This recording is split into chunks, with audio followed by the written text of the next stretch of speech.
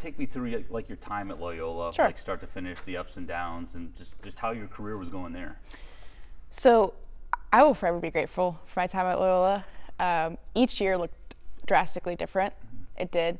I came in as a freshman and obviously pretty scared, pretty nervous. I was big times now. It's a lot faster pace in college and all that. And I had come off of a high school career that was dominated by offense. Coach Scott Francoeur would give me the ball and he'd be like, go play, go do whatever you need to do to score the ball. And at the college level, everybody can do that. Yeah. That's why they're at the Division I level, right? So in order for me to get on the court, I had to lock in defensively. And that's how I earned a starting spot my freshman year. So going into conference play, we didn't have the most successful conference run, but I loved it because I was, a freshman starting and I locked in defensively and I figured out a different way to play the game that I loved and stay on the court. And the freshman year kind of, continued in that way. I was just the Dennis Rodman of the team, just did the dirty work to stay on the floor. And, we ended up losing in the first round, but I loved every second of it. Sophomore year, we really got our groove. We did. Things started to click a little bit more offensively for me. It was, we were playing just really good team basketball at that point.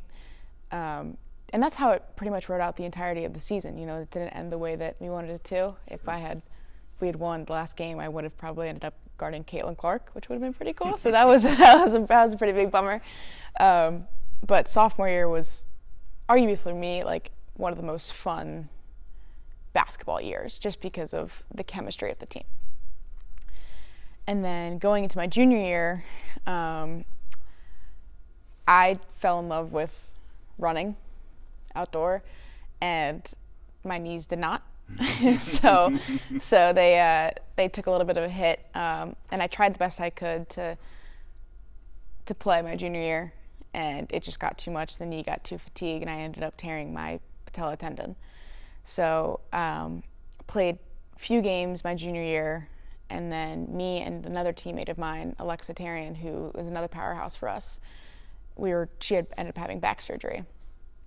And we had ended up deciding that it was in our best interest to take the rest of the year, have our surgeries, and come back next year. So I am so grateful for junior year, though, because I got to operate a little bit as like a player coach.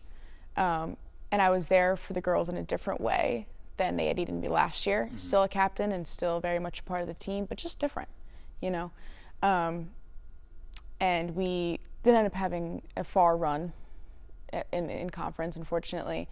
But yeah, it was a different year of basketball, for sure. When you were on the court, you were a pretty good player for Loyola, especially I know your sophomore year. You were scoring a lot of points. You were running the offense. Is that hard to walk away from? 100%. It's just the joy of the game. It doesn't matter really if the ball's going in. It's a lot more fun when the ball does go in. But the team chemistry for me, my shots came from my teammates finding me on the court. My teammates, it was like an unspoken, bond, and also just like awareness of where everyone was going to be on the court. And that's where a lot of my shots came from, was just, deep corner threes and, a lot of that stuff. But yeah, offense is so fun. It really is. It's great. It's awesome. So how did the whole transfer process come about? Just take me through it. I put my name in the portal just to see what kind of happened. Because of my knee, I had this year back, so I have 2 more years of eligibility, which is great. And I put my name in the portal, and I got some early interest from other East Coast schools, but nothing really spoke to me. Yeah. Necessarily. I had talked to a few of them, but it wasn't until I got the call from Coach Ivy, honestly, that I was like, this is where I want to be. And I've known Coach Ivy for a really long time. My brother and her son, Jaden, played together in middle school, so we've grown up kind of with the Ivy family and around Notre Dame. So when I got the call from Coach Ivy a month ago or two, that was sealed for me. So how did that call go?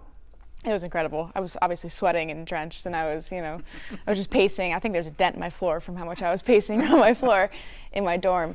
But it is a call that I will remember for the rest of my life.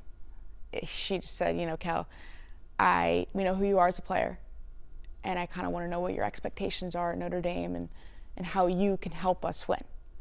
And I was like, listen, Coach Ivy, I understand that the Patriot League and the ACC are very different. I do. But there's an opportunity at Notre Dame that is unlike anything else I'll ever have in my entire life. Whether that's, and it's because of my 3 years at Loyola and how drastically different they were, I feel more than prepared to take on whatever role Notre Dame needs me to do. And I said that to Coach Ivy, whether that's, just being a workhorse in practice, whether that's meaningful minutes, whether that's no minutes, whatever they need me to do, I will do that because I really think this could be a program that takes over next year. So once you get off that call and you realize that this is a realistic opportunity, what are you thinking? It was pretty much sealed for me. We'll say that. Coach Ivy had offered me the spot, and I don't think it really sat in for me. And I got the call. I remember this on a Monday night. Didn't sleep much that night, that's for sure. But for me, I had committed on that call. There was no other schools for me. It was Notre Dame through and through. What do you think Coach Ivy is looking for from you, or is that maybe still to be defined? I think it's a little bit of both. I think because the roster is so new this next year, I think there's a lot up for, I wouldn't necessarily say debate, but there's a lot of leadership opportunities that I could step into. I have 3 years of college basketball under my belt, and I think she's just looking for someone that loves Notre Dame for Notre Dame's sake, one that's so proud to be at the university, one that knows it, one that is, I think of Notre Dame as home. I always will, and I think she's looking for someone that is just, will be a workhorse no matter what. She can throw whatever opportunities or whatever situations at me, and I think I'll be able to handle it in whatever way she needs me to. Whether that's a camaraderie person, whether that's a leader on the floor, off the floor. I think that I'm stepping into a role of immense opportunity because of, Notre Dame being such a big part of who I am as a person. What do you think you're more excited about? Just coming to the university or being a part of one of the best basketball programs in the country?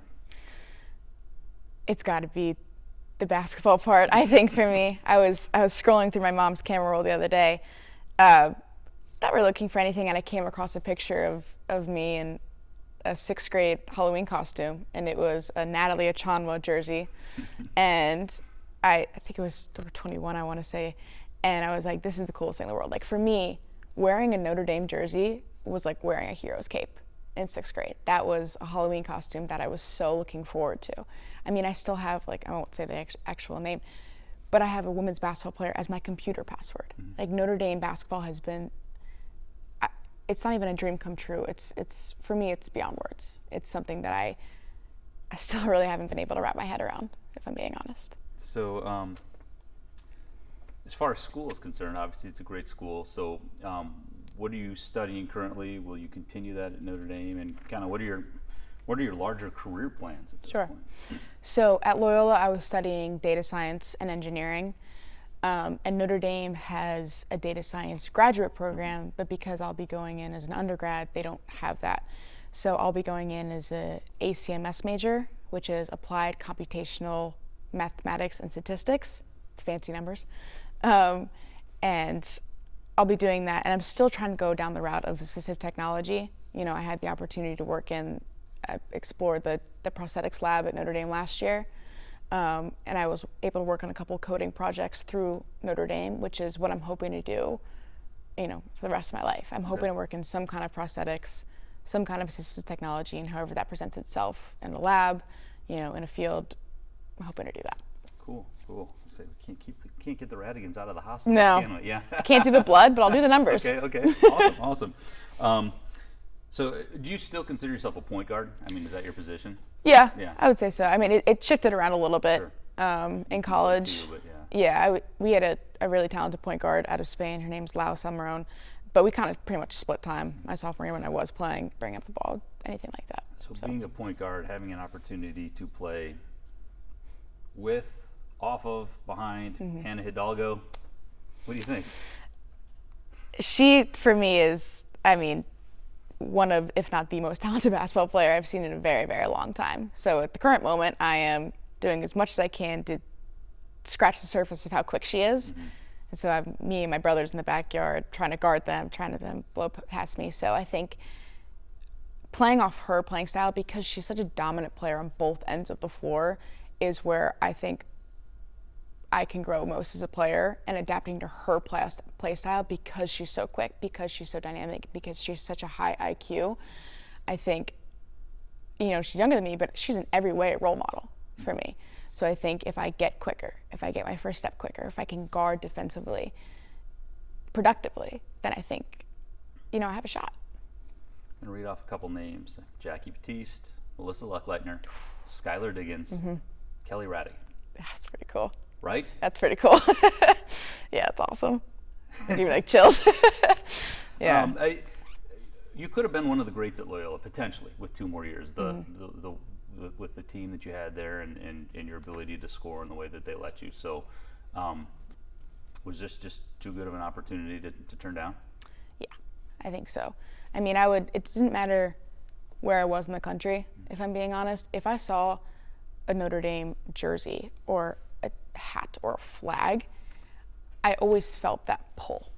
You know, I always felt like that was a part of me. And my first 3 years at Loyola, I tried to push it down as much as I could. You know, I tried to make it not a part of who I was. And I'm forever grateful that I didn't let that slip away from being a part of my life, because it was such a, you know, it's an opportunity that, you know, as much as I loved it at my time at Loyola, I could not pass up. Sure. In any way. Your dad played football here. Your brother played football here. What does it mean to you that you now get to join that select group within the house? It's a pretty special thing. We have a section in our basement that has 2 Ratigan jerseys, both with Irish across the front, and to have 1 more of those is going to be pretty awesome. You know, both my dad and my brother embodied everything that it meant to be a workhorse. They both had very different careers, both very successful careers at Notre Dame. And they've always been overly supportive. My whole family has, of whatever route that I chose. And the fact that I get to wear Irish across my chest is something that, you know, I can't actually put into words. It's an incredible thing to follow my family. So there's going to be hundreds of hours of practices and lifts and everything before that first exhibition game rolls around in November. But what do you think that moment will be like when you run out of that locker room into that arena that you've been in hundreds of times? I mean, I actually might start crying if I'm being honest. I think what Notre Dame does best is rally. And I think the community rallies around this team in particular especially well. When Loyola, had the chance to play at Notre Dame in December, and, you know, I wasn't able to do that because I was hurt, the crowd, it was December 22nd. Like, it was the most random game in the world. It was a noon on a Saturday. Like, Notre Dame, it was Christmas time. They didn't have to be there, but there was more seats filled than not. And I think having the support of everybody there, having my family, having friends, having people that I don't even know cheering for me, whether I'm on the bench or on the floor, that are just true Notre Dame friends, is going to be incredible. I think it's a fan base unlike anything I've ever experienced. And I've experienced that at multiple Notre Dame games. And the women's basketball program in particular, because of how dominant it is, you know, I could be a manager, I could be the water girl, and it would still be that same sense of pride because I'm a part of something bigger. What are your hopes for the next 2 years? I hope that I come out of Notre Dame with 0 regrets of how hard I worked academically and on the floor, and that I get the Notre Dame experience to the fullest that I can.